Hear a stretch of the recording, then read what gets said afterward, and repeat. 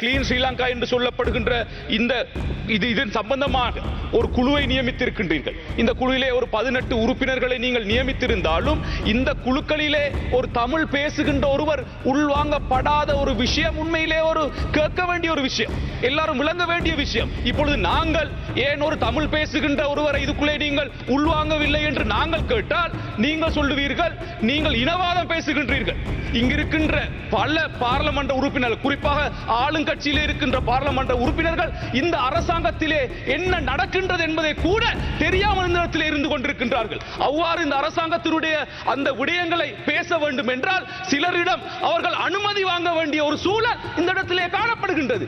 ஆகையால் இது கூட சென்ற காலங்களிலே நடைபெற்ற ஒரு அரசியல் கலாச்சாரத்தை போன்றுதான் இன்று உங்களுடைய அரசியலும் நடைபெறுகின்றது என்பதுதான் இன்று வேதனையாக காணப்படுகின்றது. இந்த கிளீன் ஸ்ரீலங்கா என்ற தொனிப்பொருளின் மூலமாக எதை அவர்கள் சொல்ல வருகின்றார்கள் என்பதை இன்னும் ஆளும் தரப்பினரே விளங்கிக் கொள்ளாத ஒரு நிலை காணப்படுகின்றது.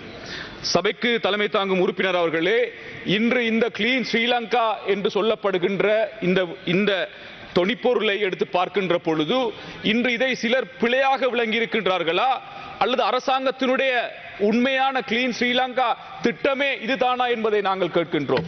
இன்று வைத்தியசாலைகளை நாங்கள் எடுத்து பார்த்தால் இன்று வைத்தியசாலைகளிலே இருக்கின்ற வைத்தியர்கள் அந்த வைத்தியசாலையிலே இருக்கின்ற குப்பை கூலங்களை பத்த வைத்து விட்டு இதன் மூலமாக சுத்தம் செய்கின்ற ஒரு விடயத்தை இன்று கிளீன் ஸ்ரீலங்காவாக காட்டுகின்றார்கள். இன்று வைத்தியசாலைகளை அல்லது சுகாதாரம் சம்பந்தமான விடயங்களை நாங்கள் எடுத்து பார்த்தால் இன்று சுகாதாரத்திலே காணப்படுகின்ற ஊழல் அல்லது சுகாதாரத்துறையிலே காணப்படுகின்ற குறைபாடுகளை நிவர்த்தி செய்கின்ற விடயங்களை எவ்வாறு தீர்க்க முடியும் என்பதை நாங்கள் இந்த கிளீன் ஸ்ரீலங்கா மூலமாக நாங்கள் பார்க்க வேண்டும். அதை விடுத்துவிட்டு அந்த பிரதேசத்திலே அல்லது அந்த வரையறைக்குள்ளே காணப்படுகின்ற கடதாசிகளையும் குப்பைகளையும் எரித்துவிட்டு நாங்கள் துப்புராக்கி விட்டோம் அல்லது நாங்கள் தூயப்படுத்தி விட்டோம் என்று சொல்லுவது உண்மையிலே இதுதான் உங்களுடைய கிளீன் ஸ்ரீலங்காவா என்பதை நாங்கள் கேட்க விரும்புகின்றோம். அதே போன்று இந்த அரசாங்கம் இந்த கிளீன் ஸ்ரீலங்கா என்று சொல்லுகின்ற இந்த விடயத்தை எவ்வாறு ஆரம்பித்தார்கள் என்பதை நாங்கள் விளங்கிக் கொள்ள வேண்டும். ஏனென்றால் ஆரம்பிக்கின்ற அந்த சந்தர்ப்பத்திலே வாகனங்கள், குறிப்பாக 3 வீலர்ஸ் அதே போன்று பஸ்களுடைய மேலதிகமாக பொருத்தப்பட்டிருக்கின்ற அந்த உபகரணங்கள் அல்லது அந்த கவர்ச்சியாக காணப்படுகின்ற அந்த விடயங்களை அகற்ற வேண்டும் என்று சொல்லுகின்ற ஒரு விடயம் பரவலாக எல்லா இடத்திலும் கொண்டு வரப்பட்டு இப்பொழுது அந்த கிளீன் ஸ்ரீலங்காவும் இன்று இடைநிறுத்தப்பட்டிருக்கின்றது. ஆகையால் இந்த கிளீன் ஸ்ரீலங்கா என்று சொல்லுகின்ற இந்த விடயம் என்ன என்பதை சரியாக நீங்கள் விளங்கப்படுத்த வேண்டும் என்பதை நாங்கள் கேட்கின்றோம். குறிப்பாக இன்னும் ஒரு விடயம், இந்த கிளீன் ஸ்ரீலங்கா என்று சொல்லப்படுகின்ற இதன் சம்பந்தமாக ஒரு குழுவை நியமித்திருக்கின்றீர்கள். இந்த குழுவிலே ஒரு 18 உறுப்பினர்களை நீங்கள் நியமித்திருந்தாலும் இந்த குழுக்களிலே ஒரு தமிழ் பேசுகின்ற ஒருவர் உள்வாங்கப்படாத ஒரு விஷயம் உண்மையிலே ஒரு கேட்க வேண்டிய ஒரு விஷயம், எல்லாரும் விளங்க வேண்டிய விஷயம். இப்பொழுது நாங்கள் ஏன் ஒரு தமிழ் பேசுகின்ற ஒருவரை இதுக்குள்ளே நீங்கள் உள்வாங்கவில்லை என்று நாங்கள் கேட்டால் நீங்கள் சொல்லுவீர்கள் நீங்கள் இனவாதம் பேசுகின்றீர்கள், நீங்கள் இனவாதம் பேசாதீர்கள் என்று சொல்வீர்கள். ஏனென்றால் இதுதான் தொடர்ச்சியாக செய்து கொண்டிருக்கிறீர்கள். இன்று எல்லா விடயத்திலுமே சபைக்கு தலைமை தாங்கின்ற உறுப்பினர் அவர்களே, இன்று கிழக்கு மாகாணத்தை எடுத்துக்கொண்டால் கூட இன்று சில அரசு அதிகாரிகளுடைய இடமாற்றம் இன்று ஒரு கேள்விக்குறியாக காணப்படுகின்றது. எவ்வாறான அடிப்படையில் எவ்வாறான இடமாற்றங்கள் வழங்கப்படுகின்றன என்பதை நாங்கள் கேட்க விரும்புகின்றோம். ஆகையால் நாங்கள் ஒரு முஸ்லிம் அதிகாரி இல்லை அல்லது ஒரு தமிழ் அதிகாரி இல்லை என்று சொன்னால் நீங்கள் உடனே இனவாதம் என்று சொல்லுகின்றார்கள். ஆகையால் தயவு செய்து இந்த விடயத்தையும் நீங்கள் கருத்தில் கொள்ள வேண்டும் என்பதை நாங்கள் இந்த இடத்திலே கேட்டுக்கொள்கின்றோம். இன்று ஜனாதிபதி அவர்கள் குறிப்பாக 2 மாதங்களுக்கு பிறகு மக்கள் சந்திப்பின் மூலமாக பல விடயங்களை பேசுகின்றார்கள். இன்று ஜனாதிபதி அவர்கள் இன்று ஒரு சீசனுக்காக பேசுகின்ற ஒரு ஜனாதிபதியாக மாறி இருக்கின்றார்.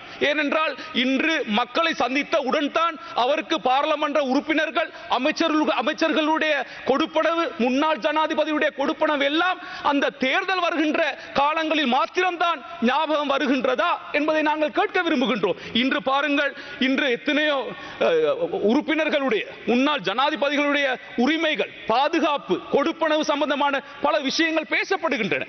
இது மக்கள் மத்தியிலே பேசி மக்களை சந்தோஷப்படுத்தி மக்கள் மூலமாக வாக்கெடுக்க செய்யப்படுகின்ற ஒரு செயற்பாடா என்பதை நாங்கள் கேட்கின்றோம். என்றால் பாராளுமன்றத்திலே ஜனாதிபதி அவர்கள் பேசுகின்ற பொழுது பாராளுமன்ற உறுப்பினர் சம்பந்தமாக எந்த விடயமும் பேசுவதில்லை.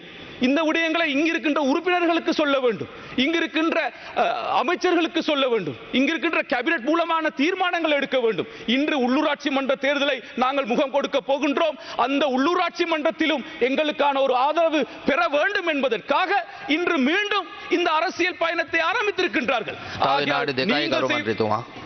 நீங்கள் செய்வது சரியா என்பதை நாங்கள் கேட்கின்றோம். இன்று நீங்கள் பாருங்கள், ஒரு புதிய அரசியல் கலாச்சாரத்தை உருவாக்க வேண்டும் என்று வந்தவர்கள், ஆனால் நீங்கள் எவ்வாறான ஒரு அரசியல் கலாச்சாரத்திலே பயணிக்கின்றீர்கள் என்பதை நாங்கள் கேட்கின்றோம். இன்று டிசிசி உங்களுடைய பிரதேசத்திலே நடக்கப்படுகின்ற ஒருங்கிணைப்பு குழு கூட்டங்கள் எவ்வாறு நடைபெறுகின்றது என்பதை நீங்கள் எல்லோரும் புரிந்து கொள்ள வேண்டும்.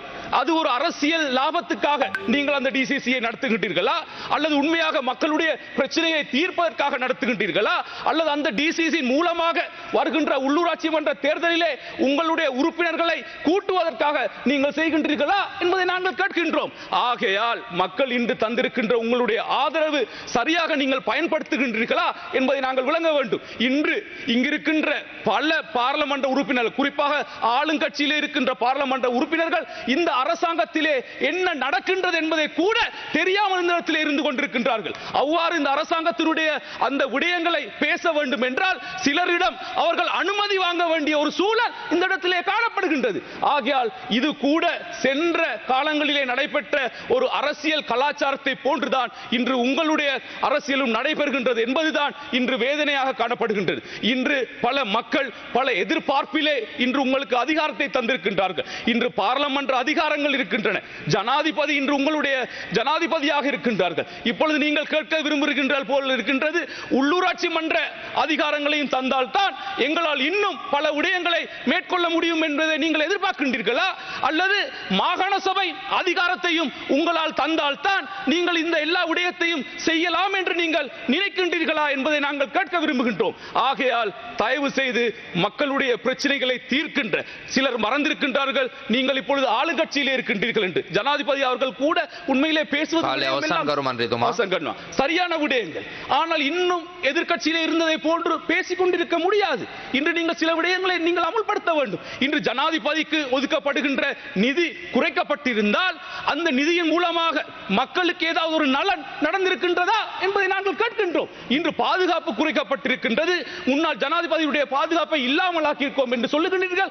இன்று ஒவ்வொரு பிரதேசங்களிலுமே துப்பாக்கி சூடுகள் நடைபெற்றுக் கொண்டிருக்கின்றன. ஆகையால் இவ்வாறான விடயங்களை கருத்தில் கொண்டு இன்னும் கதை சொல்லுகின்ற அரசியலை தொடராமல் மக்களுக்கு சேவையாற்றுகின்ற, மக்களுடைய பிரச்சனைகளை தீர்க்கின்ற விடயங்களை நீங்கள் முன்னெடுக்க வேண்டும் என்பதை இந்த இடத்திலே நான் கேட்டுக்கொள்கின்றேன்.